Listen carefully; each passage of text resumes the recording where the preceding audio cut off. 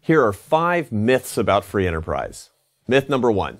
Free enterprise hurts the poor. Since 1970, the percentage of the world's population living on the equivalent of less than $1 a day has fallen by more than 80%. This was not the result of foreign aid or UN development projects. It was the spread of free enterprise that achieved this miracle. In China alone, free trade and foreign investment, not aid, lifted 400 million Chinese out of abject poverty in just the 20 years between 1981 and 2001.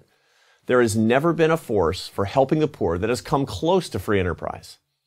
Myth number 2. Free enterprise is driven by greed. If entrepreneurs were all about money, they'd be far better off getting a secure job in civil service. According to a recent survey by CareerBuilder.com, small business owners made 19% less money per year than government managers. Entrepreneurs are driven by a fierce desire to control their own destiny. They strive for something I call earned success. For some people, earned success means business success. For others, it means raising good kids, building a nonprofit, or making beautiful art. Whatever allows people to create value in their lives and in the lives of others. Only free enterprise gives them the personal freedom to do that. Myth number 3. Free enterprise breeds envy. Since 1973, the General Social Survey has asked Americans whether they believe good luck or hard work is more important than getting ahead. For 40 years, between 60 and 70% of Americans have chosen hard work. In a recent poll, the Pew Research Center found that 88% of Americans said they admired people who get rich by working hard. This view is unique to the United States. According to the World Values Survey, Americans are more likely than those of other nations to attribute success to hard work. Americans are twice as likely to do so than the French.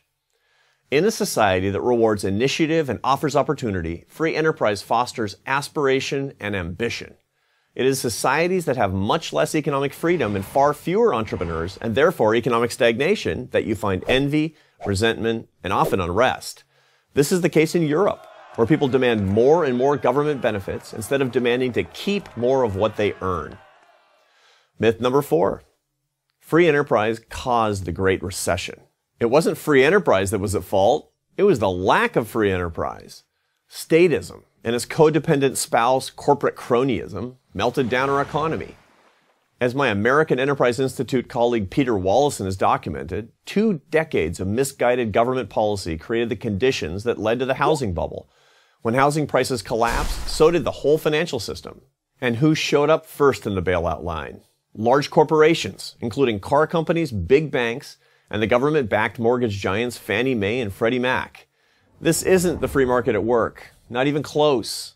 It's a toxic mix of big government and its corporate clients. The solution is more free enterprise, where entrepreneurs put their money on the line and earn a profit or suffer a loss.